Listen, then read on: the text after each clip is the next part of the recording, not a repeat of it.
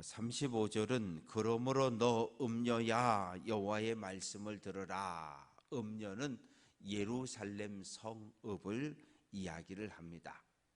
바벨론의 1차 침략, 2차 침략으로 많은 사람이 끌려갔고, 그리고 남아있는 사람들, 그들에게 던져지는 하나님의 말씀입니다.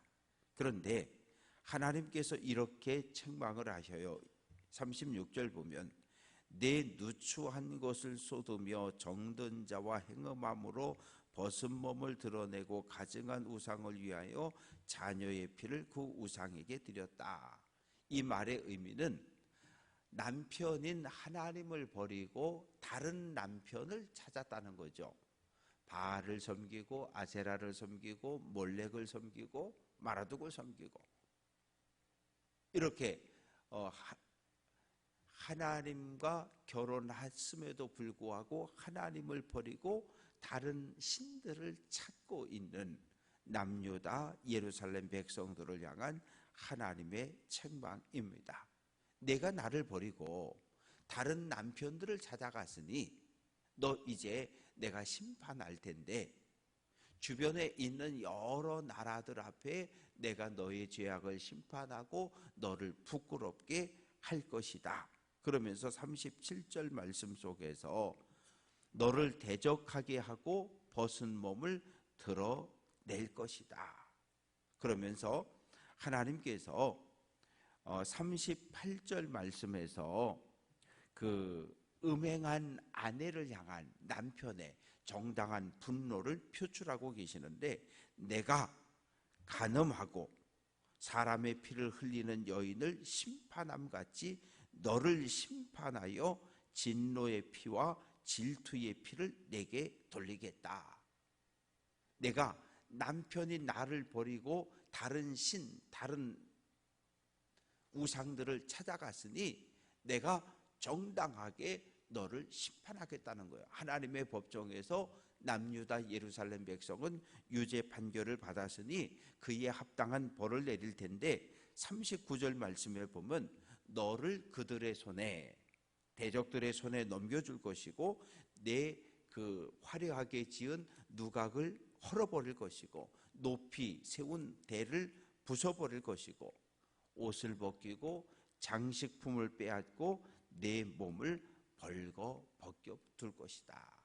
이 벌거 벗겨둔다는 표현이 나오면 포로로 끌려갔구나, 그렇게 생각하시면 돼요. 왜냐하면 옛날에는 포로로 잡아갈 때 도망가지 못하도록 옷을 벗겨버렸어요.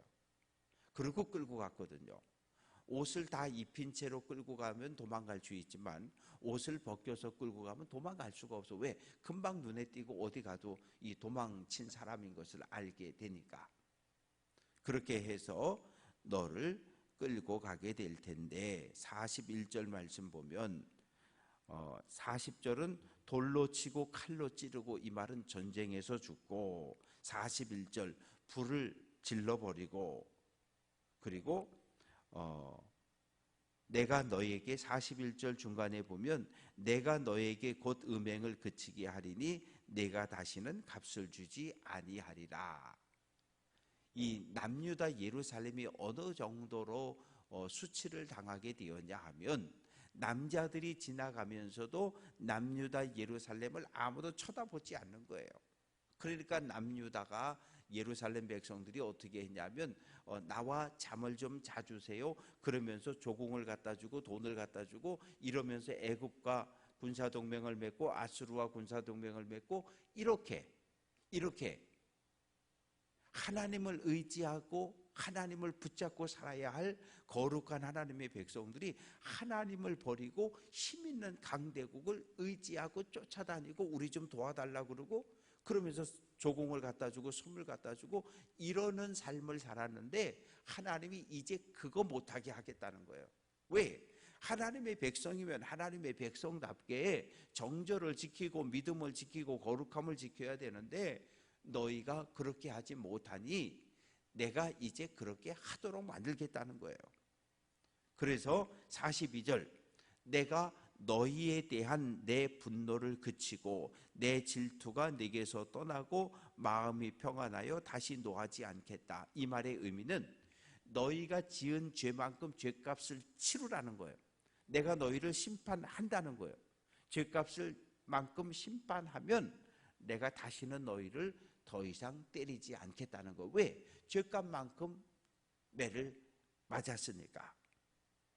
그러면서 43절 말씀, 내가 어렸을 때를 기억하지 아니하고, 이스라엘을 어떻게 표현했습니까? 갓 태어난 아기를 탯줄째 피덩이가 된 채 그냥 들판에 버려진, 애굽에서 노예로 종으로 고통당하던 그런, 정말 그냥 내버려두면 죽을 수밖에 없는 그런 이스라엘 민족을 데려다가 잘 가나안 땅에 살게 하고 먹게 하고 행복하게 강한 나라를 만들어 놨더니 이제는 먹고 살만하니까 하나님을 버리고 우상을 숭배하는 그들을 하나님께서 심판하고 책망하는데, 43절 중간에 보면 내가 내 행위대로 내 머리에 보응하겠다. 죄를 지은 만큼 내가 심판하겠다라고 분명히 선언을 합니다. 이제 44절부터 52절까지 말씀 속에는 이제 주변 나라들과 이렇게 서로 비교하면서 예루살렘의 불의함에 대해서 책망을 하고 있습니다. 속담이 어머니가 그러하면 딸도 그렇다.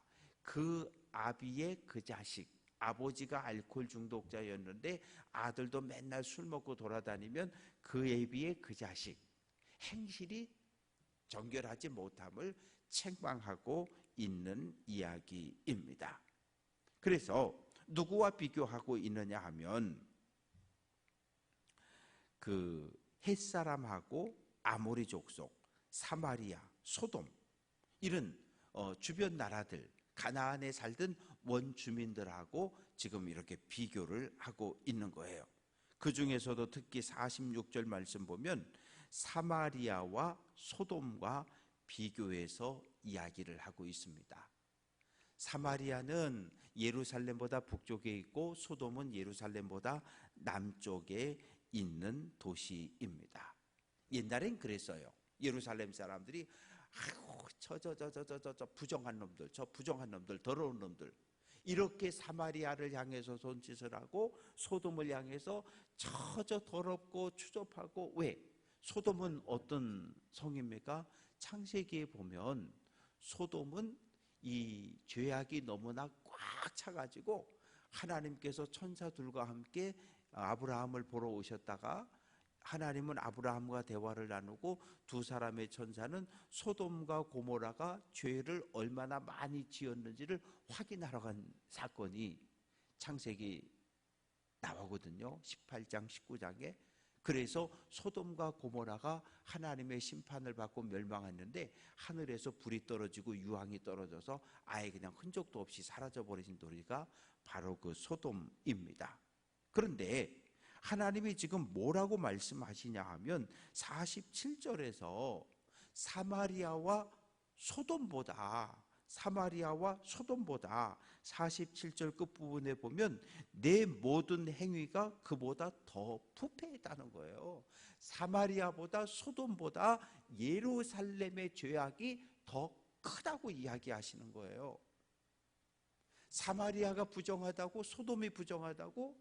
아니, 하나님의 백성인 예루살렘 백성들의 우상 숭배가 더 극심하다고 하나님께서 책망을 하고 있습니다.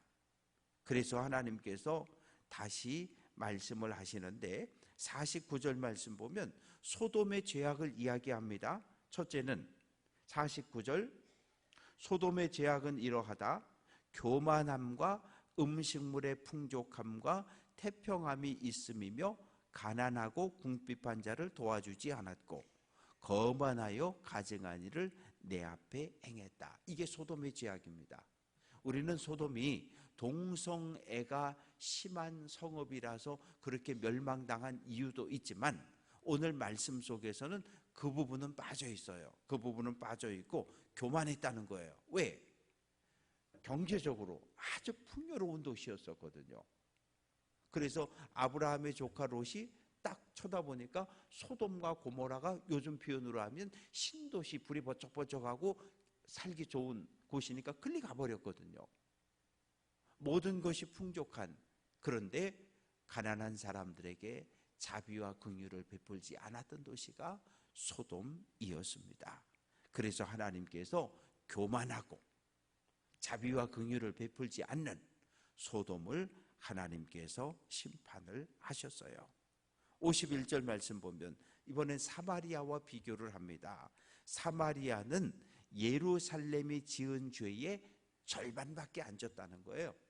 사마리아가 50점 죄를 지었으면 남유다 예루살렘은 100점 죄를 지었다는 거예요. 그런데도 사마리아가 하나님의 심판을 받고 멸망을 당했는데 예루살렘은 당연히 심판을 받아야 된다는 거예요. 그러니 사마리아와 소돔은 50점, 예루살렘은 100점이니까 예루살렘보다 사마리아와 소돔이 더 의로운 거 아니냐? 지금 하나님께서 이렇게 말씀하셔요.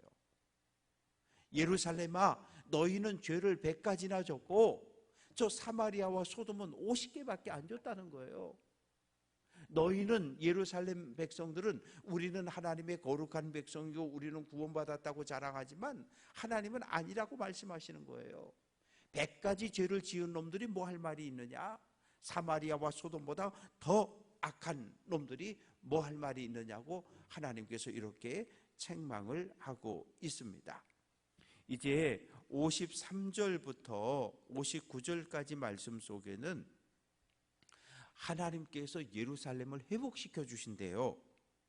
그런데 예루살렘만 회복시켜 주는 게 아니라 사마리아도 회복을 시키고 소돔도 회복을 시키고 예루살렘도 함께 회복을 시켜준다고 이야기를 합니다. 53절, 소돔과 그의 딸들의 사로잡힘, 사마리아와 그의 딸들의 사로잡힘, 그들 중에 너희의 사로잡힌 자의 사로잡힘을 풀어주고, 그러니까 사마리아도 회복시켜주고 소돔도 회복시켜주고 그리고 예루살렘아 너희들도 함께 회복시켜 주겠다. 예루살렘 백성들의 입장에서는 기분 나쁜 거예요. 왜? 아니 하나님, 우리는 하나님의 거룩한 백성인데 우리만 회복시켜 줘야지 어떻게 사마리아도 소돔도 함께 회복을 시켜 주실 수 있습니까? 이렇게 하나님께 따지고 원망을 하는데 그건 남유다 예루살렘 백성들의 생각이라는 거예요. 하나님의 생각은 달라요. 하나님의 생각은 달라요. 왜냐하면 61절 말씀을 보면 내가 내 형과 아우를 접대할 때에 내 행위를 기억하고 부끄러워할 것이라 내가 그들을 내게 딸로 주려니와 내 언약으로 말미암음이 아니다. 이 말의 의미는 하나님은 이스라엘과 시내산에서 언약을 맺었어요. 율법을 잘 지켜 행하고 살겠습니다. 하나님을 우리의 왕으로 섬기겠습니다. 하나님께서 내가 너희를 축복하고 돌보아 주겠다. 그런데 이 약속을 누가 깼어요? 이스라엘이 깼잖아요. 우상을 숭배하고 하나님만 의지해야 되는데 애굽 거를 의지하고 아수르 의지하고 바벨론 의지하고 이러다 결국은 망했잖아요. 약속을 깼음에도 불구하고 하나님은 다시 이스라엘을 회복시켜 준다는 거예요. 예루살렘 사람들 입장에서는 우리만 회복시켜 주는 것이 좋은 일이지만 하나님은 아니에요. 하나님의 원래 계획은 아브라함을 통해 모든 사람이 복을 받기를 원하셨던 것처럼 이스라엘을 통해서 모든 나라가 구원 얻는 것을 원하셨잖아요. 예루살렘만 구원하고 사마리아와 소돔은 영원히 멸망시키는 것, 그거 하나님의 뜻이 아니에요.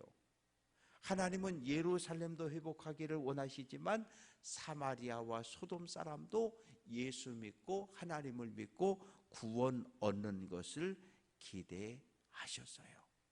그런데 하나님은 어떤 분이시냐 하면 59절, 나 주 여호와가 이같이 말하노라. 내가 맹세를 멸시하며 언약을 배반하였은즉.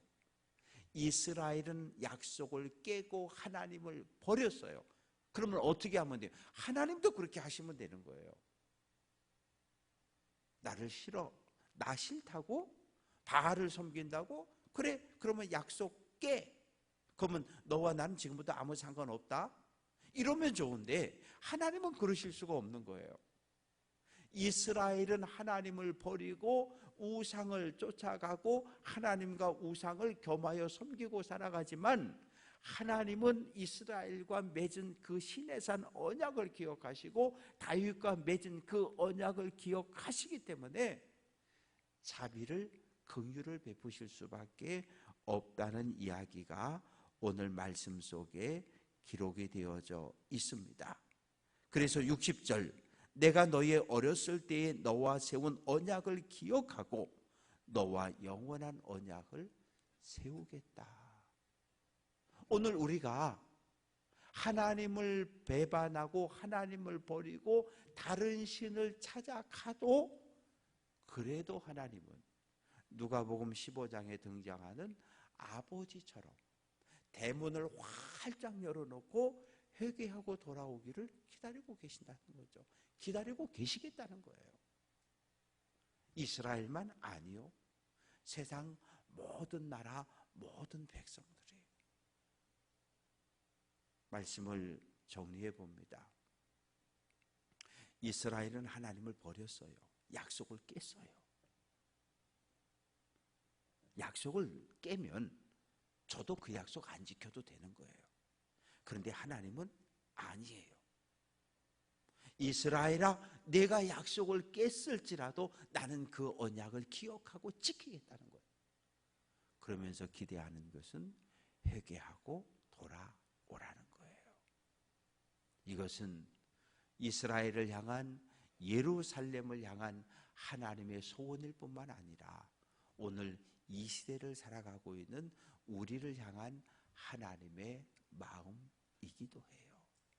바라고 소망하는 것은 오늘 한 날도 하나님의 손 꼭 잡고 오늘도 우리와 함께 하시는 하나님을 의식하며 믿음의 길을 잘 달려갈 수 있는 귀한 성도들 될 수 있기를 주님의 이름으로 축원합니다.